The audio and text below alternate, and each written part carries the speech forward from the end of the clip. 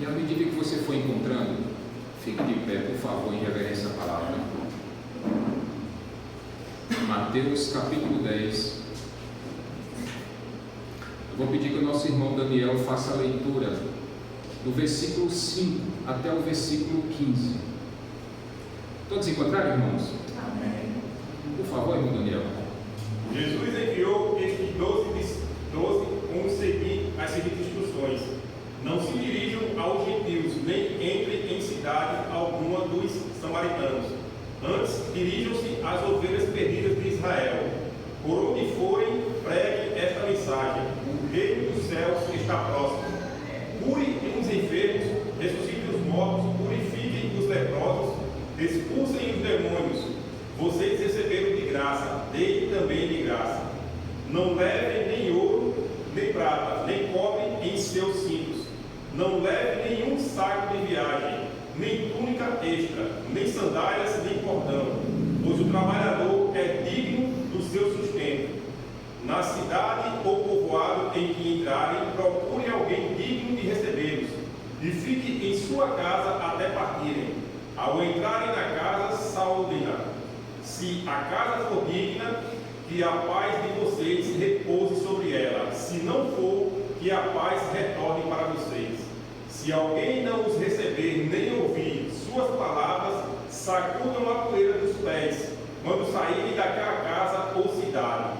Eu lhes digo a verdade: no dia do juízo haverá menor rigor para Sodoma e Gomorra do que para aquela cidade. Soberano Deus, eterno Pai, primeiramente, Senhor, quero te agradecer, Senhor, por este dia de nossas vidas, por até aqui, Senhor, ter cuidado de nossas vidas, Pai amado, querido. Que nesta noite, o Senhor possa, Pai amado, querido, através do teu Filho, trazer a tua mensagem para os nossos corações, que aqui possamos, Deus, estar assim em espírito e em verdade, Senhor, para a tua palavra recebermos, Pai. E que tudo venha ser, Senhor, conforme a tua vontade e o teu querer, Senhor.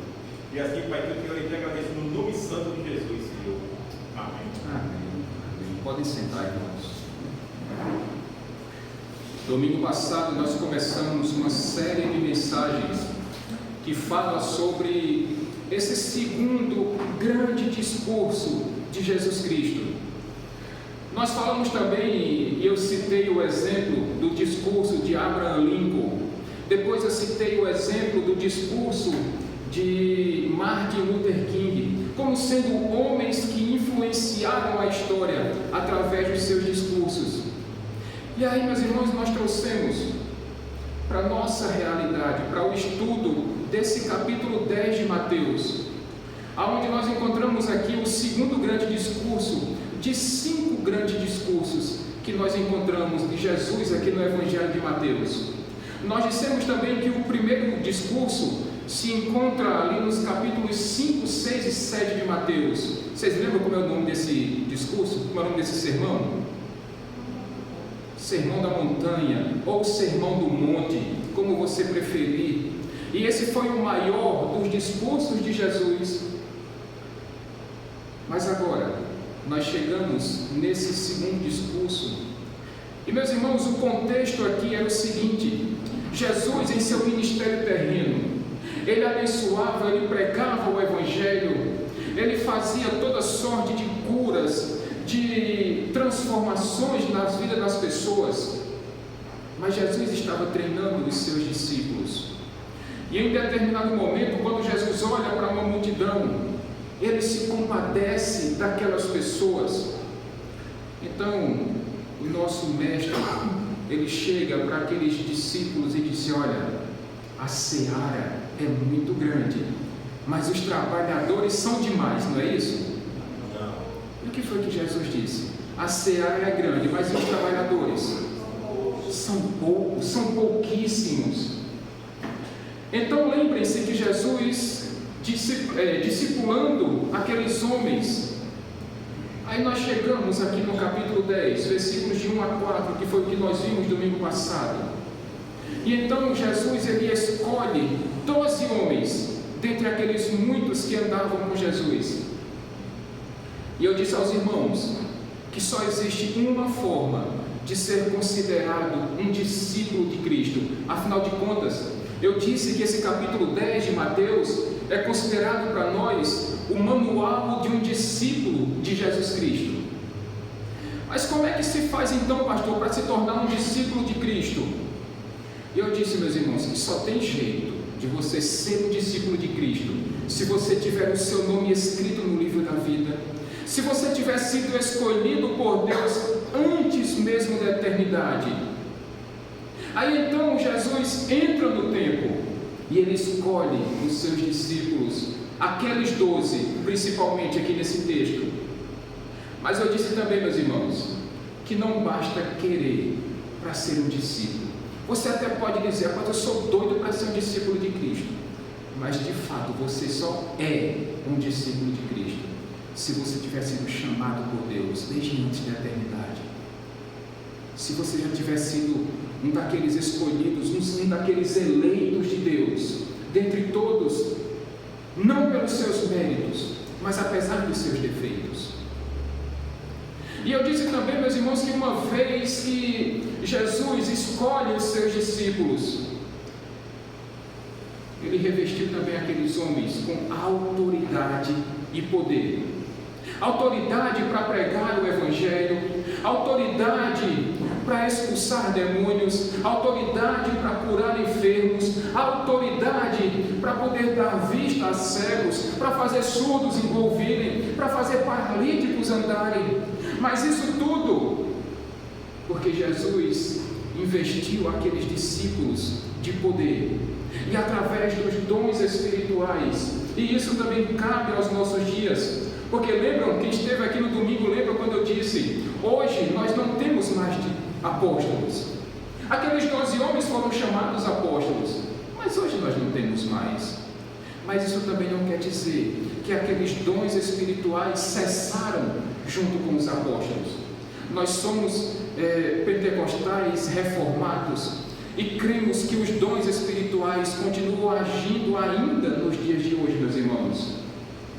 E o que eu tenho pedido a Deus é que Deus capacite, habilite, vocacione cada membro dessa igreja com dons espirituais diversos. Por isso, durante o louvor, se você sentir no seu coração, você que tem um dom de línguas, e se no momento do louvor, da oração, você sentir em seu coração um desejo de falar em línguas, que faça isso para a glória de Deus. Se Deus te capacitou com dom de profecia, com dom de cura, com dom da revelação, faça isso para a glória de Deus. Mas não enterre os dons que Deus concedeu a você, em nome de Jesus. Ai, meus irmãos, Jesus que andou tanto tempo com esses discípulos, andando ali junto, ensinando de perto, coladinho. Agora chega a hora, já que a seara é grande, mas os trabalhadores são poucos, e era humanamente impossível que esses 12 homens estivessem ao mesmo tempo em todos os lugares. Então agora Jesus diz, olha, meus filhos, eu vou mandá-los para uma grande missão. Eu já ensinei vocês, eu já investi em vocês de autoridade e poder. Agora, o trabalho está aí. Vamos. Continue essa missão que eu estou fazendo aqui. E cabe a vocês agora darem prosseguimento a tudo aquilo que eu ensinei para vocês. Mas acontece, meus irmãos, que para essa missão, tudo aquilo que Jesus havia ensinado era muito importante para eles.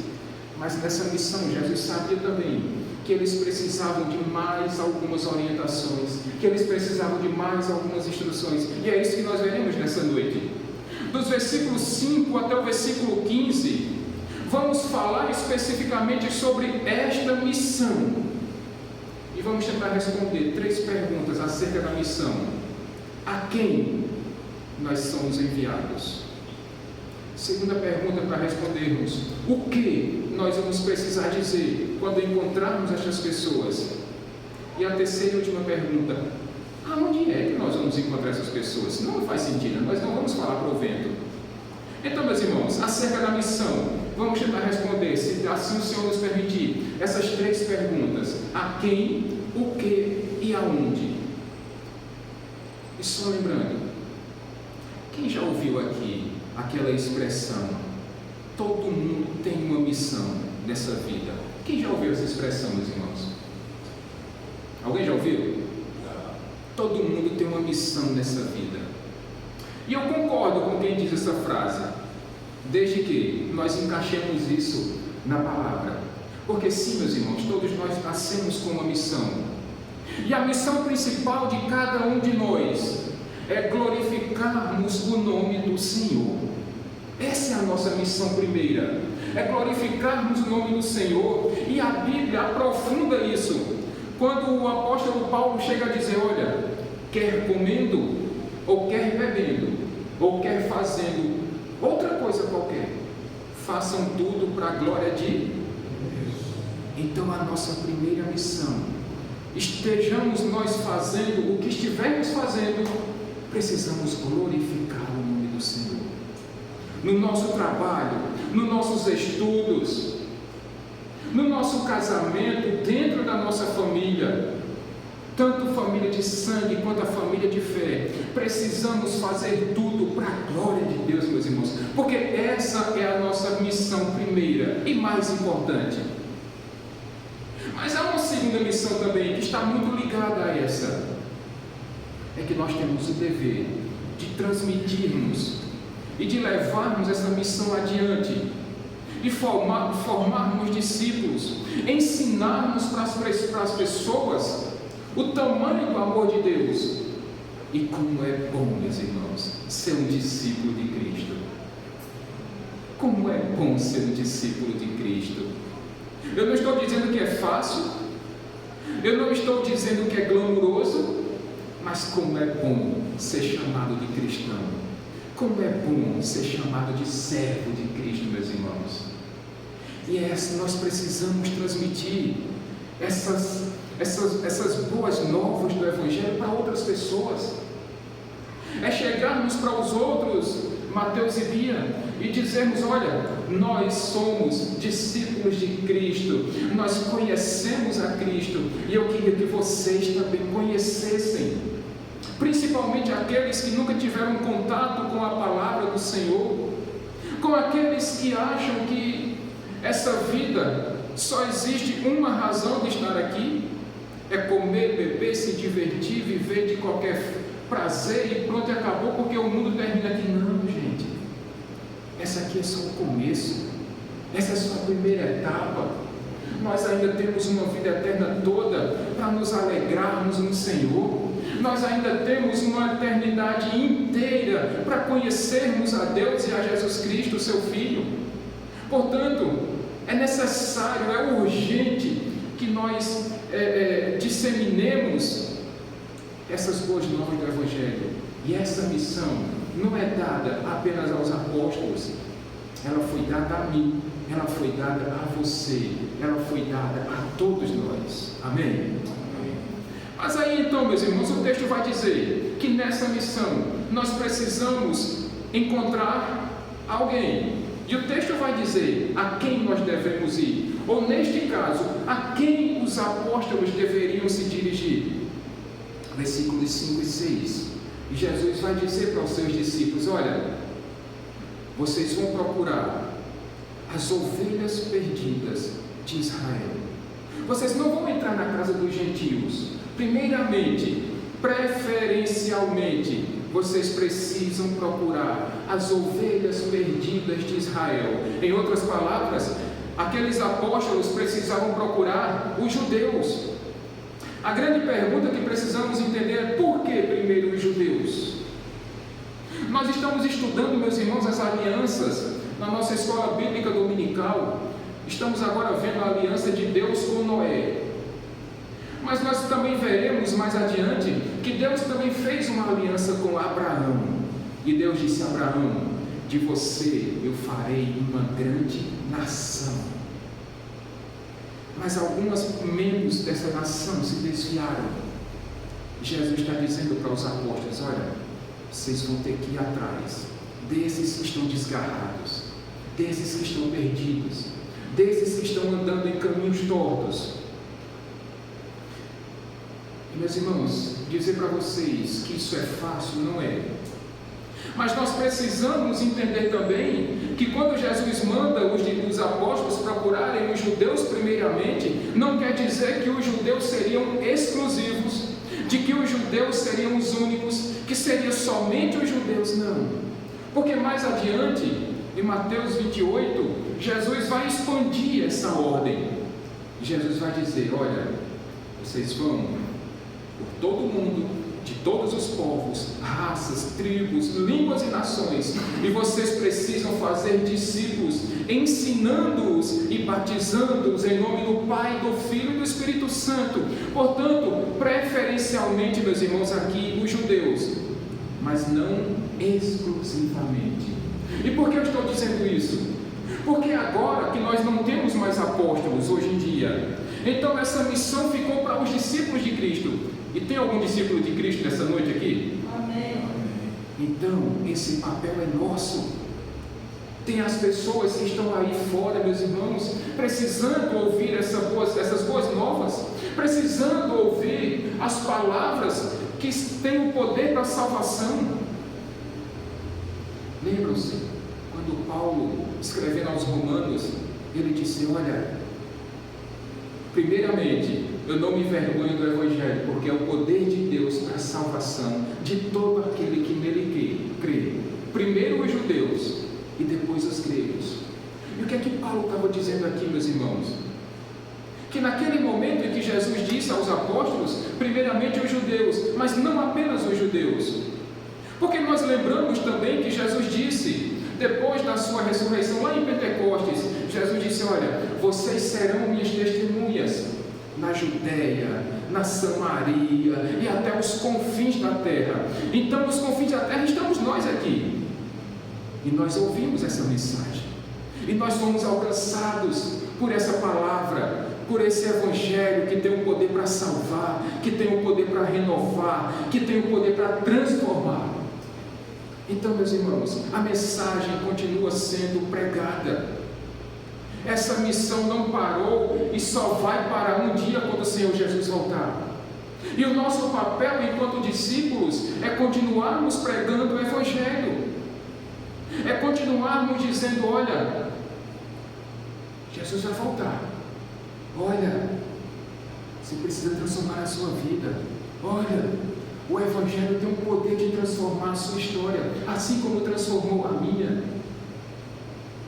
Porque é tão importante, meus irmãos, pregar? Porque é tão importante ir em busca das pessoas?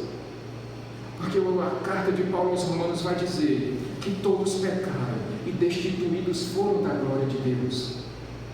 Sabe por que é importante nós pregarmos? Porque não há um justo, nenhum sequer. Não há quem busque a Deus. Não há quem ame a Deus. Porque as pessoas talvez não conheçam a Deus. E esse papel, essa responsabilidade é de quem? É nossa. É de apresentarmos Jesus Cristo a essas pessoas. Porque se todos foram destituídos, se todos foram separados da glória de Deus, e se não há um justo, nenhum sequer, tem pessoas que precisam ser resgatadas, meus irmãos. Eu gosto sempre de dar aquele exemplo do navio e a pessoa caminhando naquela prancha, e lá no mar tem aqueles tubarões de boca aberta esperando aquelas pessoas descerem pela prancha. Mas você tem em suas mãos, porque você é um discípulo de Cristo e você foi investido de autoridade e poder, e você tem a capacidade de chegar para essas pessoas e dizer: olha, não vai por aí não anda por esse caminho não, volta. Ou se você ainda não conhece, conheça a Jesus Cristo. E essa autoridade e poder Deus colocou em você. Por isso, se tem pessoas que estão precisando ouvir, e se tem você que está pronto para falar, então alcance essas pessoas na glória de Deus. Essa é a primeira mensagem, essa é a primeira parte da missão, é alcançarmos aqueles que precisam desesperadamente conhecer a Jesus Cristo, de serem regenerados, de serem justificados e de terem a sua vida transformada e nascerem de novo. Mas aí, meus irmãos, agora que nós sabemos a quem nós devemos alcançar, Então, o que é que nós vamos dizer para essas pessoas? Porque o versículo 7 está muito claro para nós aí. Mateus vai dizer: olha, e quando vocês estiverem indo pelo caminho, anunciem que está próximo o reino dos céus. Só uma perguntinha aqui, meus irmãos, bem interessante nesse texto. Por que Mateus falou então o reino dos céus e não falou o reino de Deus? Pastor, é a mesma coisa? É, mas assim, quem é que reina sobre os céus e sobre a terra? É o próprio céu ou é Deus? E por que então que Mateus disse: olha, diga para eles que está próximo o reino dos céus? E aí, meus irmãos, a aula de Seteb é tão importante nesse momento. Lembrem-se que eu disse aos irmãos que Mateus está pregando aqui para judeus. Mas o judeu, ele não pronuncia o nome de Deus, porque para o judeu o nome de Deus é tão santo, mas tão santo, que ele é impronunciável. O judeu tinha medo e tem medo de quebrar, meus irmãos, o terceiro mandamento, que é não tomar o nome do seu Deus em vão. E aí Mateus, conhecendo a realidade do seu público, ao invés de dizer: olha, diga para as pessoas que está próximo o reino de Deus, ele fala: não, está próximo o reino dos céus, porque aqueles que estivessem ouvindo a sua mensagem entenderiam tranquilamente o que ele queria dizer. Mas acerca desta mensagem, meus irmãos, o que é que nós precisamos entender? É que essa mensagem, ela tem como um único objetivo a glória de Deus, porque a Bíblia Sagrada fala sobre Deus. O poder de salvação é de Deus, o Criador dos céus e da terra é Deus, aquele que escolhe você e a mim antes da criação do mundo é Deus, aquele que tem o poder para perdoar os nossos pecados é Deus, aquele que pode redimir a sua e a minha vida é Deus, aquele que nos sustenta é Deus, aquele que nos põe de pé é Deus. Então, a mensagem do Evangelho é sobre Deus. Por que então que tem gente que está pregando sobre a exaltação do homem? Por que que tem pessoas que colocam o homem como sendo a prioridade da mensagem? Porque, meus irmãos, agora há pouco e neste exato momento, nós estamos vivendo a parte mais importante do nosso culto a Deus, que é a leitura e a pregação da palavra do nosso Deus. E se de repente você escuta algum pregador exaltando mais a si próprio, ou exaltando mais aquele a quem está ouvindo esta pregação, tem algum problema. Eu falei isso com uma pessoa essa semana. O personagem principal dos evangelhos é Jesus Cristo, meus irmãos. Nunca vai ser o pregador e nunca vai ser aquele que ouve essa mensagem. Quem morreu na cruz não foi o pregador. Quem morreu na cruz não é aquele que ouve. Quem morreu na cruz foi Cristo. E se você teve os seus pecados perdoados, não foi por causa do pregador, não foi por causa do pastor, foi por causa do sacrifício de Cristo.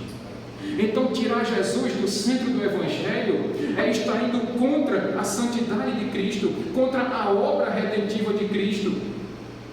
Fazer com que o ouvinte seja mais importante do que a mensagem pregada é ir contra as Sagradas Escrituras.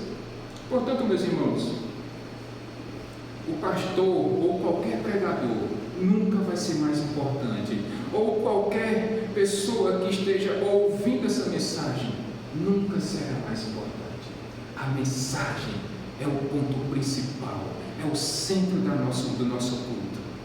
É quando nós estamos sendo alimentados pela palavra, é quando nós estamos alimentando a nossa alma, é quando nós estamos sendo exortados, é quando nós estamos sendo encorajados, confrontados pela palavra, porque o Evangelho, ele nunca vai chegar para você e para mim fazer assim, ó, você é um cara santo demais, você para ser um santo, um anjo, só falta a asinha e aquela auréola sobre a sua cabeça. Não.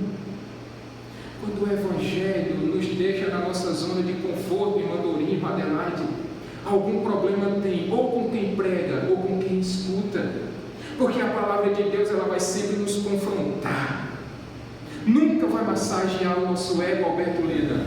A palavra de Deus ela sempre vai pegar naquele ponto fraco, seu e meu. Ele sempre vai apontar o nosso pecado, e muitas vezes, e verdade seja dita, quem nunca aqui, ao escutar uma palavra de confrontamento dessa do Evangelho, fica se revirando na cadeira? Mas será possível que às vezes parece que só vem aquela mensagem cajado, é só um espinhaço? Mas no dia que o Evangelho estiver só fazendo cosquinhas em você, no dia que o Evangelho estiver dizendo que você está acima do bem e do mal, no dia que o Evangelho estiver dizendo que você nasceu para ser cabeça e não cauda, que você é o filho do rei, que você tudo pode, desconfie, meus irmãos, porque esse não é o verdadeiro Evangelho. Nunca foi e jamais será o verdadeiro Evangelho. Sempre vai confrontar o discípulo de Jesus Cristo, meus irmãos. E no dia que isso deixar de acontecer, talvez esteja com problemas, ou o seu pregador, ou o seu coração.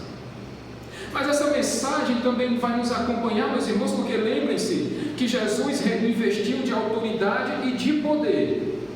E o versículo 8 vai dizer que aqueles apóstolos saíram nessa missão, curando enfermos, dando vista a cegos, fazendo os surdos ouvirem, ressuscitando mortos. E sim, meus irmãos, embora não tenhamos esses mesmos apóstolos hoje em dia, mas esses dons espirituais continuam agindo dentro da igreja. E eu disse domingo passado que tem dois objetivos: o aperfeiçoamento dos santos e a edificação do corpo de Cristo. Esse é o objetivo dos dons espirituais. É para a edificação do corpo de Cristo, ou seja, a igreja. É para que nós que somos os santos de Deus, os separados de Deus, sejamos aperfeiçoados. E nunca vai ser para que aquele que tem o dom de cura possa ganhar dinheiro em cima disso, não. Como nós encontramos aí afora, Daniel, Diego, Vitor, onde nós encontramos pessoas cobrando para realizar milagres. Aí a gente chega, olha, segunda-feira, culto dos enfermos. Aí terça-feira, o culto da cura. Quarta-feira, o culto da expulsão. Sexta-feira, o culto da libertação. No sábado é o culto do fogo descendo. Aí chega depois, aí vem o culto das 7 velas do Apocalipse. Depois as 7 lâmpadas de LED do candeeiro de Abraão. E aí começa essa loucura. Mas o objetivo é arrecadar dinheiro. E olha, isso é tão interessante, meus irmãos. O que é que diz aí? O finalzinho do versículo 8, Daniel, por favor. Vocês receberam de graça, deem também de graça. De graça recebeste, e de graça dai. Vocês lembram quando Pedro estava entrando lá no templo e tinha aquele paralítico pedindo esmolas na porta do templo? E as palavras de Pedro confirmam isso que está sendo ensinado a eles. Eu não tenho ouro nem prata, mas o que eu tenho, isso eu te dou. Levanta e anda. E aquele paralítico simplesmente se levantou e ele começou a pular de alegria, e ele começou a glorificar o nome de Cristo, porque ele sabia que ele tinha recebido de graça, ele não tinha feito nada para merecer aquilo. E esse é o significado da palavra graça, meus irmãos, é favor imerecido. E aquilo que nós recebemos de graça, essa mensagem da salvação, a própria salvação de Cristo, não custou para você e para mim 1 centavo furado, mas o preço que Jesus pagou foi caro demais. Ele entregou a sua própria vida por você e por mim. Então, meus irmãos, a questão aqui não é dar ou receber, é entendermos que esses dons espirituais que nós fomos capacitados, precisam ser usados para a edificação do corpo de Cristo. E isso nós recebemos de graça. E da mesma forma, nós precisamos abençoar as outras pessoas. O problema é que tem gente usando esse texto para coisas erradas. Porque eu já ouvi pessoas dizendo: olha, pastor, você está vendo o que a Bíblia está dizendo? Ó, pastor não pode receber salário. Porque está vendo o que Jesus disse? De graça recebeste e de graça dai. Então, a mensagem precisa ser pregada e vai ser pregada. Mas aí tem gente que, com base nesse texto, que é a favor que pastores não recebam salário. E defendem isso a ferro e fogo, meus irmãos. Mas será que era exatamente isso que o texto estava querendo dizer? Será que o fato de um pastor ser vocacionado, escolhido por Deus para pregar essa mensagem do Evangelho, ele precisa fazer isso totalmente de graça? Nós entendemos aqui na Nova Vida que quando um pastor ele é bivocacionado e quando a igreja não comporta o pagamento do salário para um pastor, então o pastor vai fazer do mesmo jeito, para a glória de Deus, porque ele foi escolhido, ele foi separado por Deus para fazer isso. Mas quando uma igreja tem condições de pagar um salário decente, honesto ao seu pastor, meus irmãos, levando mais uma vez em consideração que a nossa irmã Cleide, a mensagem que ela mandou, parabenizando pelo dia do pastor, como é bom, repito, quando a igreja cuida do seu pastor. Isso é sinal que é uma igreja madura espiritualmente e que ainda não foi tomada pela avareza, que ainda não foi tomado, o seu coração não foi endurecido pela ganância e pela avareza. Mas para que isso fique muito claro, veja o que aqui diz aí, Daniel, por favor, versículos 9 e 10. Não leve nem ouro, nem prata, nem cobre em seus cintos. Não leve nenhum saco de viagem, nem túnica extra, nem sandálias, nem bordão, pois o trabalhador é digno do seu sustento. Será que Jesus estava abandonando os seus discípulos à própria sorte? Será que Jesus disse: olha, eu já ensinei, agora eu separei vocês, eu dei a missão e se virem? Não, meus irmãos. O que Jesus estava dizendo para eles é que eles iam aprender a depender única e exclusivamente de Deus. E como todos nós somos discípulos de Cristo, eu queria que você confiasse menos na sua capacidade, na sua inteligência, na força do seu braço, e passasse a depender e a confiar única e exclusivamente em Deus. O seu provedor é Deus, não é você. O seu sustentador é Deus. Quem abre portas de trabalho para você é Deus. Quem permitiu que você conseguisse concluir os seus estudos foi Deus, porque Ele te capacitou com saúde, Ele te deu livramentos todos os dias, Ele te deu condições para que você conseguisse, com muita dificuldade, é verdade, concluir os seus estudos. E alguns estão em pleno movimento de melhorar, de aprender mais, de conseguir o seu diploma de curso superior. Isso é uma bênção, meus irmãos. Mas entenda que você depende não só do seu trabalho, do seu esforço, da sua inteligência, mas se não for Deus te capacitando, você não vai conseguir. O que Jesus está ensinando aqui, meus irmãos, para você e para mim nessa noite: aprenda a depender do provedor e não da provisão. Aprenda a depender de Deus e não apenas dos recursos que Ele está te dando. Essa é uma mensagem, mas essa é uma verdade que a gente tem que carregar em nossos corações todos os dias de nossas vidas. É aprender a depender de Deus, desde o momento que nós nos acordamos até a hora de dormirmos, incluindo nesse momento o trajeto para a escola, para a faculdade, para o trabalho, o translado, quer seja de ônibus, de carro ou de moto, é sabendo que Deus está tomando conta de cada segundo da sua vida, e tudo o que acontece, só acontece porque tem a permissão de Deus. Então, enquanto discípulos de Cristo, dependam única e exclusivamente de Deus. De Deus. E você vai viver uma vida mais sossegada, mais tranquila. Porque afinal de contas, o trabalhador é digno do seu sustento. Portanto, aprendam a reconhecer que tudo que você tem e que você é provém de Deus. Provém de Deus. Mas em terceiro e último lugar, meus irmãos, agora que nós sabemos a quem nós devemos nos dirigir e sabemos também o que é que nós devemos dizer, porque nós precisamos anunciar a mensagem. Talvez uma porta de entrada seja: você conhece o Evangelho de Jesus? Talvez a pessoa diga: mas eu não sei nem quem é Jesus. E aí, tudo que você precisa para poder começar esse diálogo, apresenta Jesus. Quem é Jesus? O Deus encarnado que se fez homem, que habitou entre nós, que se entregou por nós naquela cruz do Calvário. E qual é a boa mensagem? É que todo aquele que nele crê terá acesso a uma nova vida, a uma vida eterna. Aquele que se arrepende dos seus pecados, aquele que confessa Jesus como seu Senhor e Salvador, esse será adotado como um filho de Deus e terá direito a toda a herança que é reservada àqueles que são filhos, mesmo por adoção. E esse tesouro nos está reservado, meus irmãos, na eternidade.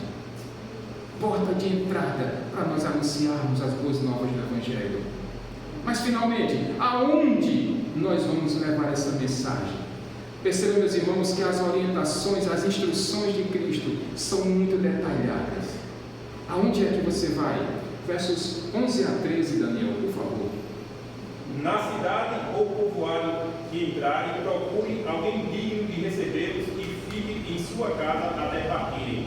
Ao entrarem na casa, saúdem-a. Se a casa for digna, que a paz de vocês repouse sobre ela. Se não for, que a paz retorne para vocês. Existe um princípio aqui, meus irmãos, muito importante. Porque nesses 3 versículos, 11, 12 e 13, Jesus está ensinando aos seus discípulos: olha, vocês vão nas cidades e nos povoados, mas vocês também vão de casa em casa. Ou seja, grandes públicos, mas públicos pequenos. E aqueles discípulos entenderam também que quando nós olhamos para as Escrituras, para o Novo Testamento, nós observamos o apóstolo Pedro e vimos há poucos domingos que esse mesmo Pedro que pregou ali no dia de Pentecostes e 5.000 homens se converteram. Em outro momento, Pedro pregou e 3.000 homens se converteram. E foi o mesmo Pedro que foi à casa de Simão, o curtidor. Foi o mesmo Pedro que foi à casa de Cornélio. E todos aqueles ouviram esta mensagem e se converteram a Jesus Cristo. E tiveram as suas vidas transformadas. E tiveram as suas vidas redimidas. E nasceram de novo para a glória de Deus. Que dizer então de Paulo, este homem que pregou em cidades muito grandes daquela época, como Coríntios, ou como Corinto, ou como Atenas, só para citar o exemplo. Mas este mesmo Paulo esteve na casa do carcereiro que mantinha Paulo e Silas presos. E Paulo pregou aquele carcereiro. E aquele mesmo homem que bateu muito em Paulo foi o mesmo homem que, depois que ouviu essa mensagem do Evangelho, a mensagem da salvação, levou Paulo e tratou das feridas de Paulo na própria casa do carcereiro. Este mesmo Paulo que esteve em muitas sinagogas pregando em muitos lugares, foi o mesmo Paulo que esteve hospedado na casa de Lídia, a vendedora de púrpura, porque ela também entregou a sua vida e de toda a sua família a Cristo. E o que dizer então, meus irmãos, do nosso Senhor e Salvador Jesus Cristo? Que sendo Ele que se sentou naquele monte e pregou aquele sermão do monte, primeiramente para os seus discípulos, mas para toda uma multidão. Esse mesmo Jesus que se sentou no barco e pediu para que afastasse um pouco esse barco e pregou para uma grande multidão. Esse mesmo Jesus que multiplicou pães e peixes E diz o texto que 5.000 homens comeram daqueles pães e daqueles peixes. Multidões. Foi o mesmo Jesus que visitou a casa da sogra de Pedro e curou a sogra de Pedro. Foi o mesmo Jesus que visitou a casa de Zaqueu e diz a Bíblia que a salvação entrou na casa de Zaqueu. Foi o mesmo Jesus que entrou na casa de Jairo, o chefe da sinagoga, o principal da sinagoga, e ressuscitou a filha de Jairo. Foi o mesmo Jesus que entrou na casa lá de Cafarnaum, e quando aquele paralítico foi descido pelo telhado, Jesus curou também aquele homem, e aquele homem pegou a maca dele e saiu andando e glorificando a Deus. Portanto, meus irmãos, pregar a muitas pessoas é importante, sim, mas pregar a poucas pessoas, indo de casa em casa, batendo de porta em porta, também é muito importante, e esses dois princípios são fundamentais.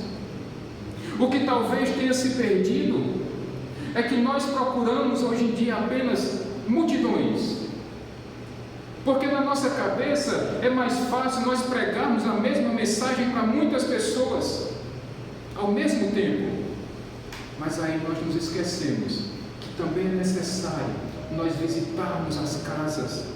E olha, só para que os irmãos não se esqueçam, eu já comecei a fazer isso, eu prometi aos irmãos que ia fazer, e já comecei. Estou visitando as famílias da igreja, estou visitando as casas da igreja, e se você precisar, e se você quiser a visita, pastor, a visita é somente para observar aquilo que está errado, para trazer uma exortação? Não, meus irmãos, às vezes é só aquela visita para a gente tomar um café, comer um pedaço de bolo sem lactose, Mateus, para não dar problema. Às vezes é só para visitar, é só para fazer uma conversa, é só para a gente rir um pouquinho, como eu chamei alguns casais da igreja lá para a minha casa, e nós jantamos, e nós brincamos, e nós conversamos, e passamos momentos tão descontraídos. Mas é tão importante, meus irmãos, e sabe como é o nome disso? Discipulado. Que igrejas grandes têm dificuldade de fazer isso, porque às vezes é um pastor só para muitas famílias, e ele sozinho não dá conta, é humanamente impossível, mas dentro do possível nós estamos tentando. Mas para isso precisa que você abra a porta da sua casa. É importante isso, meus irmãos. O discipulado tem se perdido, e esse contato mais próximo, falando não apenas das boas novas do Evangelho, mas pregando a palavra, pregando a mensagem que Jesus Cristo pregou por tantas vezes a tantas pessoas diferentes.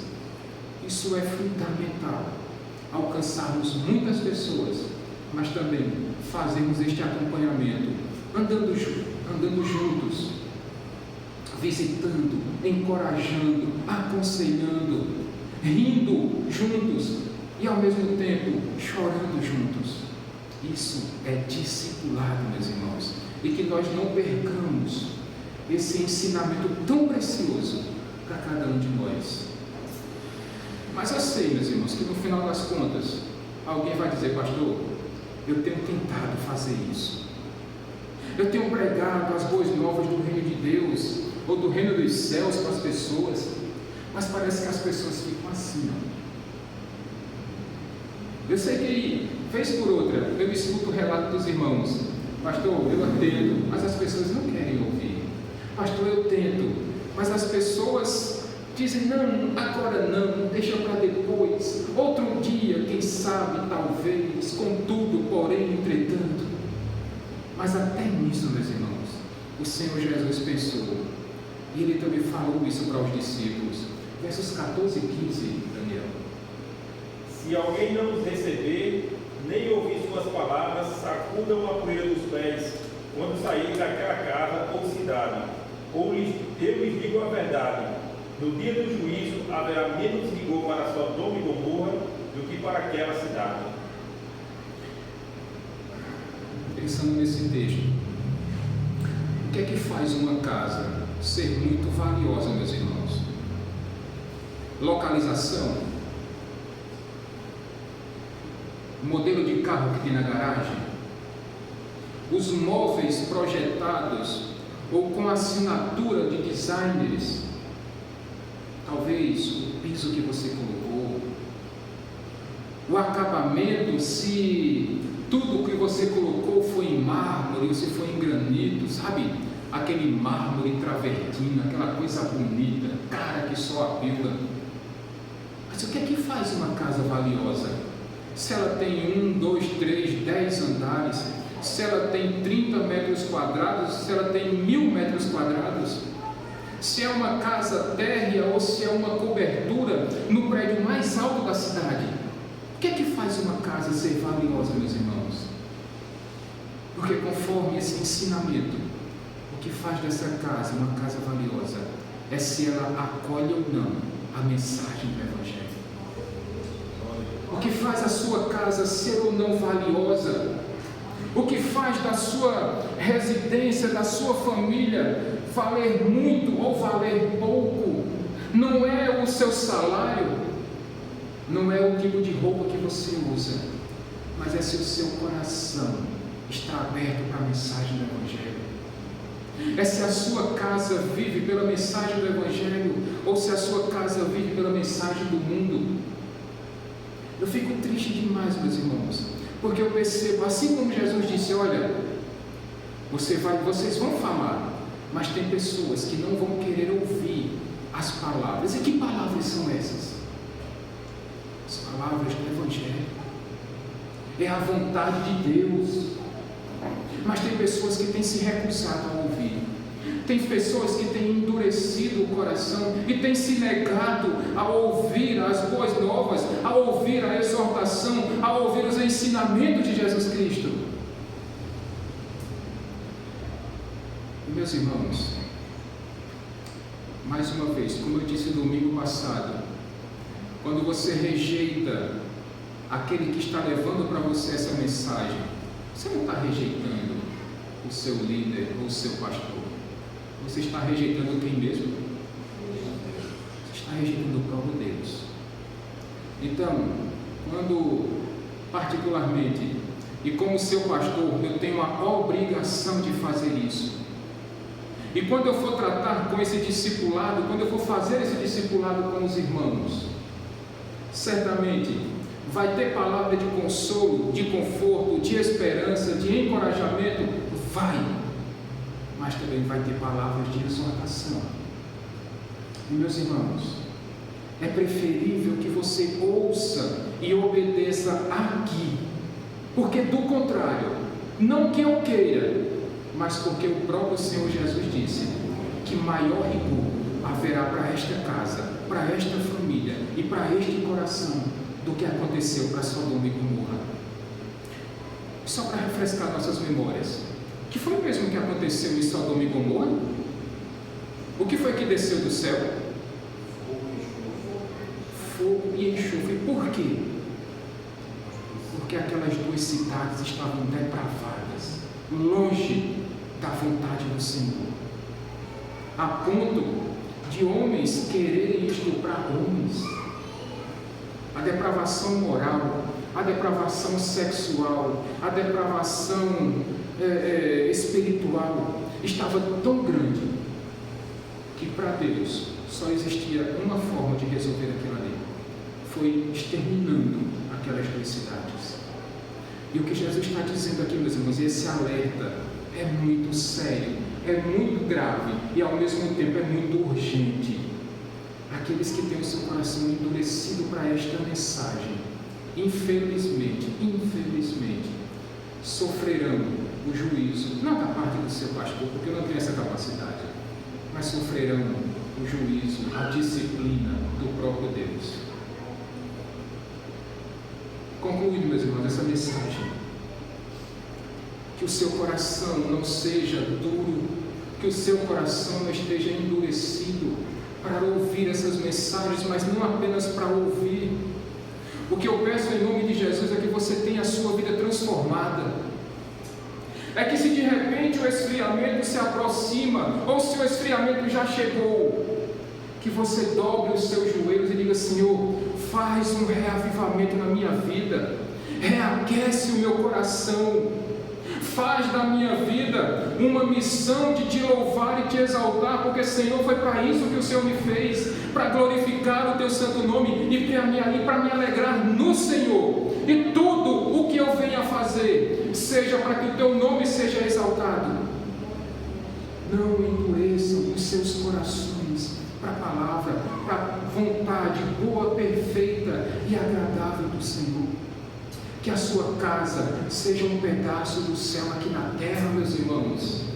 Que você possa abrir as portas da sua casa, não apenas para o Evangelho, principalmente para o Evangelho, mas para que você possa usar da sua casa um lugar de discipulado, de evangelismo.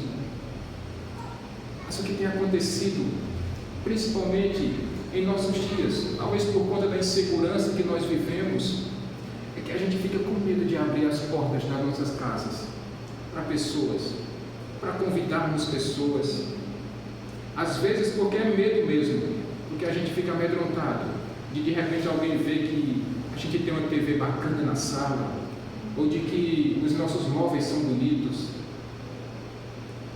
Às vezes é também, meu irmão, minha irmã, porque a gente tem dificuldade de relacionamento, porque a gente tem um certo preconceito.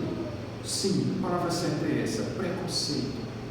Será que aquela pessoa vai entender que o que eu tenho na minha casa foi Deus que me deu e que ela não precisa me invejar? Pelo contrário, peça a Deus, porque Ele dá a todos e Deus é generoso, meus irmãos. Portanto, como família de Cristo que somos, nós precisamos nos alegrar com aqueles que estão prosperando na vida, biblicamente prosperando na vida.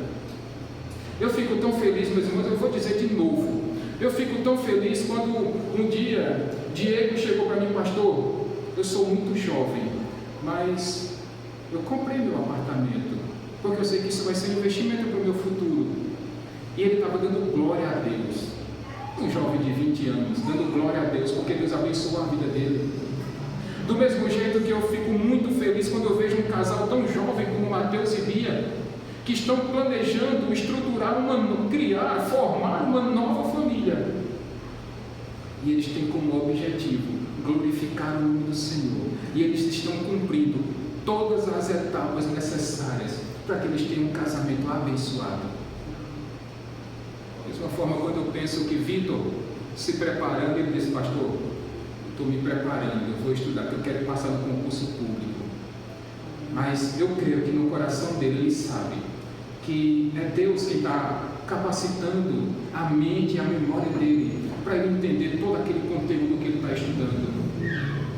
Assim como os irmãos, como Bia, que está lá se desdobrando para trabalhar e para estudar, para que no final ela possa ser recompensada pelo seu esforço, ter o seu diploma acadêmico, mas ao mesmo tempo trabalhar e ser uma excelente profissional para a glória de Deus. Esse deve ser a nossa razão, meus irmãos, de viver. Essa é a missão que Deus deu para cada um de nós aqui, é glorificar o nome do Senhor em tudo o que nós fazemos. E aonde quer que nós cheguemos, a mensagem que nós precisamos dizer para as pessoas é essa: arrependei-vos, porque o reino dos céus está próximo. Aliás, ele já foi inaugurado, Cristo já inaugurou esse reino. Só que ao contrário do que as pessoas pensam, esse reino ele não é um reino humano, ele é um reino espiritual. E nesse reino espiritual existe um rei, Jesus Cristo, e nós somos os seus súditos.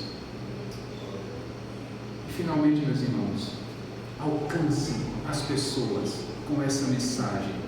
Tenha essa mensagem gravada na sua mente, no seu coração, que ela esteja na ponta da sua língua, para que em todos os momentos você possa dizer para as pessoas: ei, existe um Deus Criador de todas as coisas, que está de braços abertos para receber você, desde que você verdadeiramente se arrependa dos seus pecados, confesse a Jesus Cristo como seu Senhor e Salvador. E aí, sabe o que vai acontecer com você? Você vai ter direito a receber uma herança que nem a ferrugem, nem o cupim e nem a traça vão destruir. Não são riquezas deste mundo, mas são riquezas celestiais. E você vai ter um banquete preparado para você. E sabe quem vai estar na ponta da mesa nesse banquete? O Rei dos Reis e o Senhor dos Senhores, Jesus Cristo. Amém, meus irmãos? Vamos ficar de pé. Enquanto a nossa equipe de louvor se organiza, enquanto os elementos serão passados, a todos quantos podem ceiar, porque são batizados, e eu queria que você sondasse o seu coração. Como é que você tem desempenhado a sua missão? Você tem alcançado as pessoas que precisam ser alcançadas? E quando você alcança essas pessoas, você tem de fato anunciado essa mensagem do Evangelho, que é o poder de Deus para a salvação? Talvez você precise bater em algumas portas, visitar algumas famílias, ou talvez você seja a pessoa que precisa abrir as portas da sua casa, para que o Evangelho adentre pelas portas e transforme não apenas a sua vida, mas a vida da sua família. Avalie a sua vida enquanto nós louvamos nesse momento.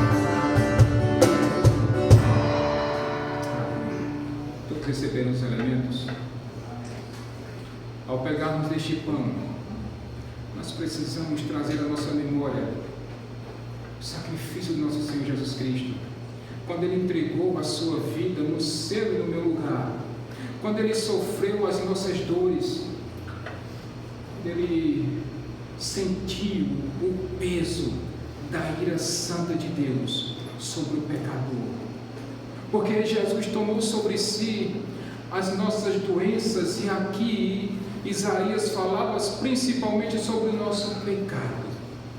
E quando Jesus se entregou naquela cruz, Ele tomou sobre si, Ele fez propiciação, expiação e propiciação pelos nossos pecados. Por isso, ao comer deste pão, que você nunca se esqueça que Cristo fez tudo o que você deveria ter feito, mas não fez. Comamos todos.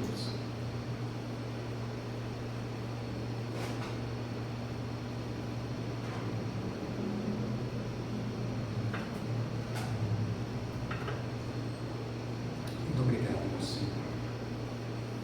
Quando nós pegamos este cálice, nós também lembramos das palavras do nosso Senhor Jesus Cristo, que disse: este é o cálice da nova aliança, e todas as vezes que vocês beberem, façam isso em memória de mim, porque aquele cálice foi sofrido para o Senhor Jesus.